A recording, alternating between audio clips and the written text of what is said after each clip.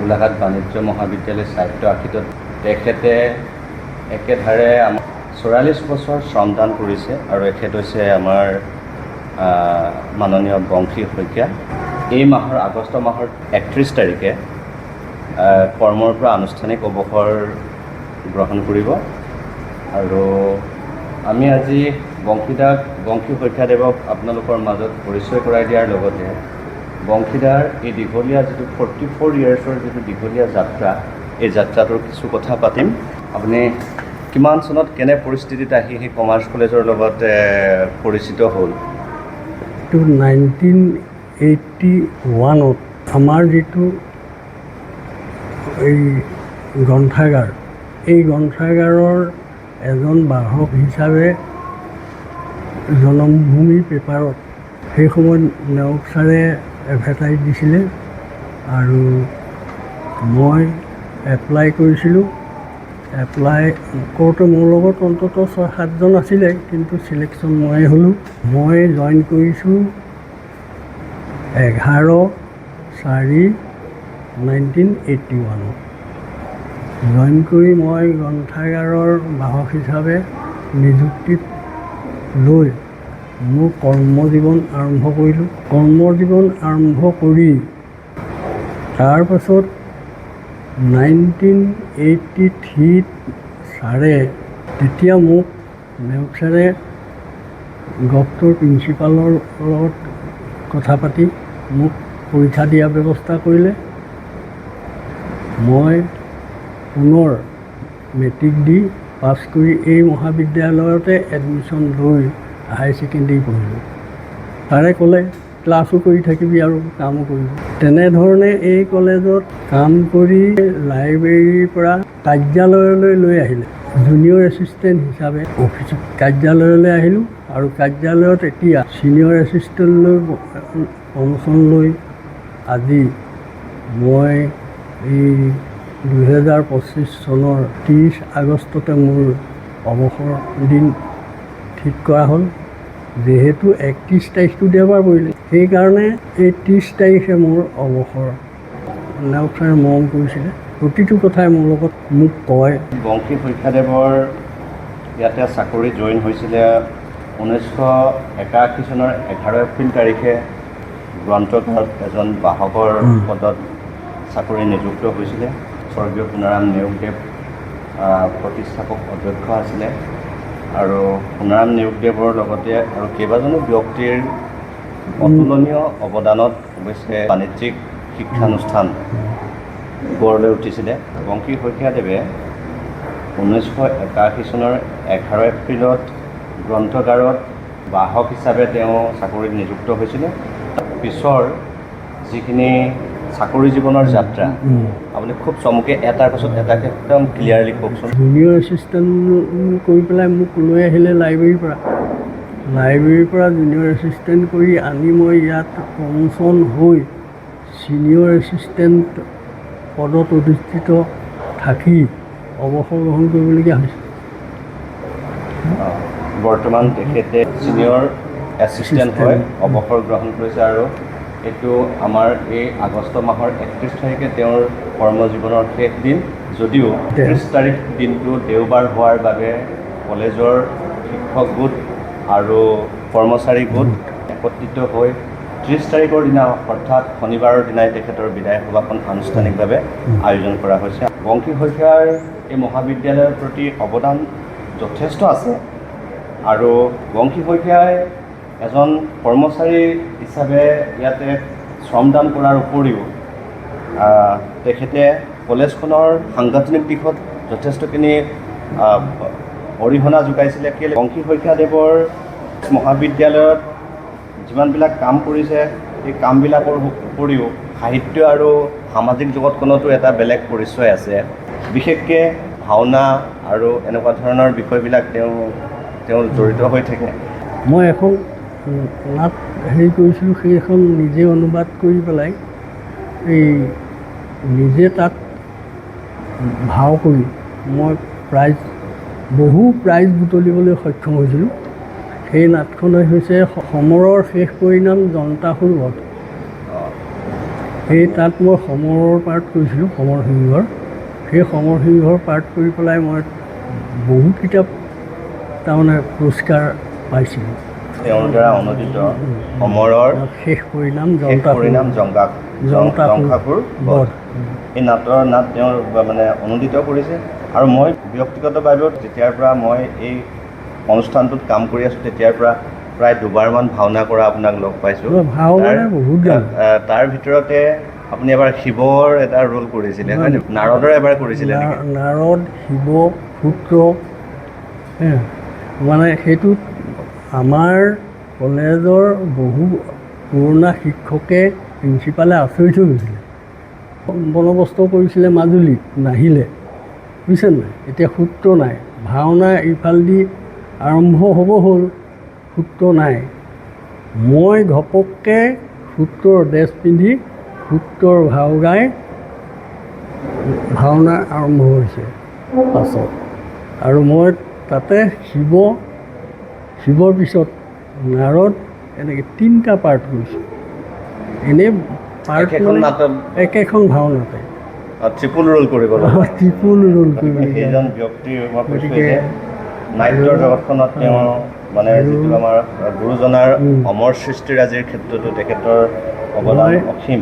খালি ভীমৰ পাৰ্টটোৰ বাহিৰে মই কি বানাসুৰ, বেন ৰজা, কি মানে দৈত্যৰ ৰজা, মানে শকুনি, শনি, মই সকলো ভাৱেই গাব পাৰোঁ, এক্টিংটো কৰিব পাৰোঁ। ভাওনাৰ যিটো মানে জগতখনত বংশী শইকীয়া থকা মানে এটা সত্ৰা থিয় হৈ থকা, আৰু তেখেতৰ সেই যি দক্ষতা, সেই দক্ষতাই ভাওনা খুব সহজতে সুকলমে পাৰ হৈ যোৱাত সহায় যোগাই আহিছে সেই সময়ৰ পৰা। গতিকে তেখেতে যথেষ্ট ভাওনাৰ নাটত অভিনয় কৰিছে। আৰু বংশী শইকীয়াদেৱৰ আমি এই ভাওনাৰ এটা খুব প্ৰিয় বচন আছে, বচনটো অলপ শুনিম। সমৰ শেষ পৰিণাম জংঘাসুৰ বধৰ যিখিনি সমৰ সিংহৰ প্ৰথম বচন ওলায়ে, যিটো মানে তাৰ একশ্যন, সেই বচনটোৰ কথাটো অলপ ক'ব পাৰোঁ।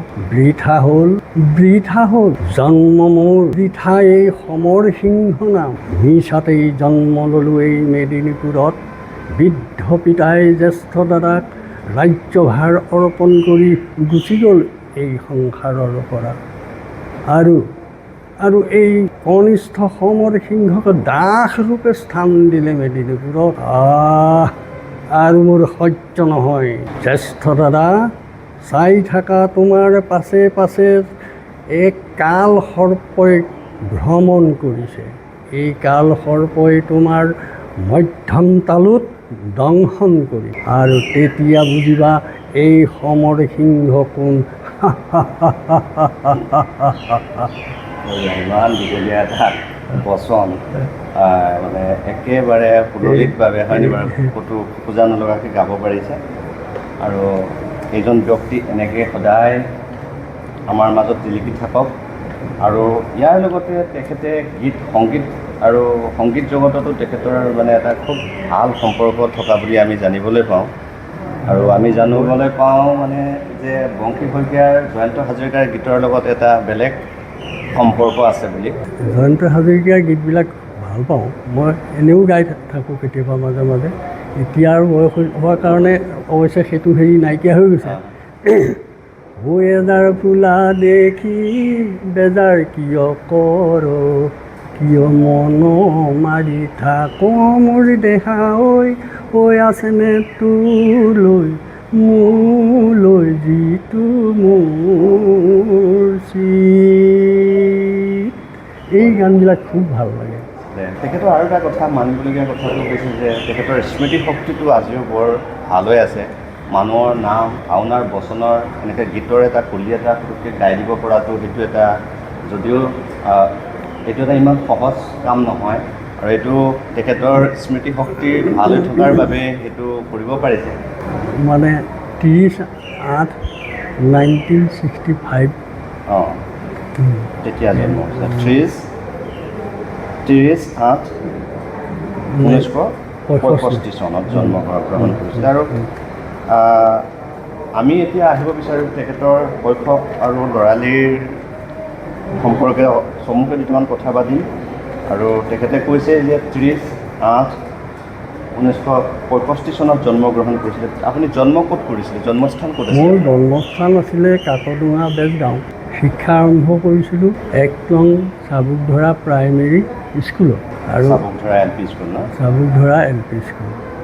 আৰু তাৰপাছত মই কাকডোঙা হাই ছেকেণ্ডেৰীত ক্লাছ 4ত নাম লগাই পঢ়ি সেই স্কুলৰ মই এসময়ত জেনেৰেল ছেক্ৰেটাৰী আছিলোঁ। আৰু শিক্ষকসকলেও যথেষ্ট মৰম কৰিছিলে।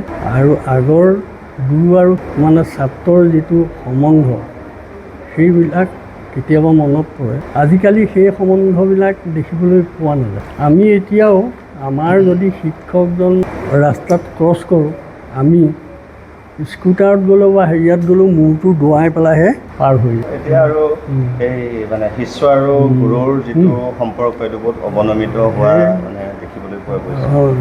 কিন্তু এইটোৱে আচলতে বিশেষকৈ সমাজখনক বহু চিন্তাৰ পথবিলাক সৃষ্টি কৰি দিছে। যিটো পৰিৱেশ আহিছে, ছাত্ৰজনক স্কুললৈ বা কলেজলৈ পঠাই দিয়াৰ পাছত সেই ছাত্ৰজনে কেনেকৈ কি কৰিছে সেইখিনিৰ ওপৰত সদায় অভিভাৱকে প্ৰাধান্য দিয়াটো বৰ দৰকাৰ। সেই ছাত্ৰ ছাত্ৰীসকলৰ নৈতিকতাৰ দিশত কেনেকুৱা ধৰণে অভিভাৱকসকলৰ যি দায়িত্ব কেনে হ'ব লাগে, তো সেই সম্পৰ্কে অলপ কিছু কথা কৈছে।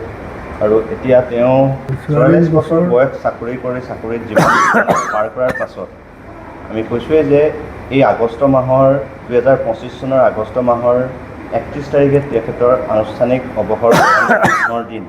কিন্তু বোলে 31 তাৰিখটো দেওবাৰ হোৱাৰ বাবে 30 তাৰিখে আনুষ্ঠানিকভাৱে বিদায় দিয়া হৈছে। আমি বংশী শইকীয়াৰ পৰা আৰু এটা কথা জানিব বিচাৰিম যে আপুনি অৱসৰৰ পিছত সময়বিলাক কেনেকৈ পাৰ কৰিম, কিবা পৰিকল্পনা আচলতে মই এই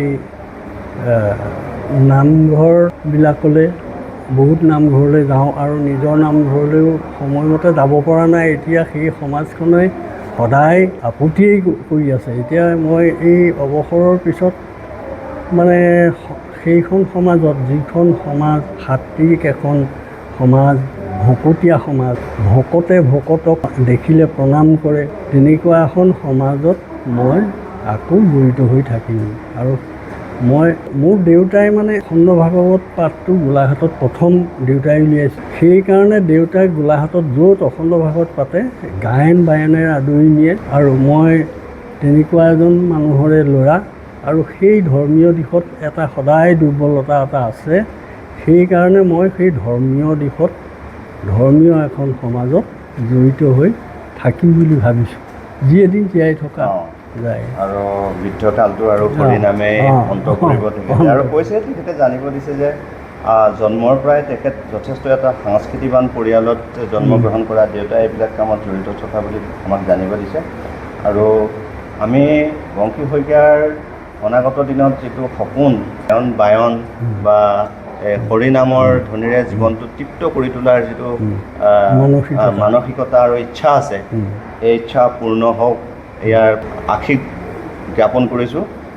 আৰু আজিৰে পৰা তেখেতে আনুষ্ঠানিকভাৱে মহাবিদ্যালয়ৰ পৰা বিদায় মাগিব আৰু এখন বেলেগ জগতৰ লগত ব্যস্ত হৈ পৰিব। গতিকে তেখেতে অনাগত দিনবোৰত তেখেতৰ যি জীৱন পৰিক্ৰমাৰ যিটো চকৰি, এই চকৰিটো সুন্দৰভাৱে আগুৱাই যাওক বুলি আমি আশা কৰিছোঁ। ধন্যবাদ।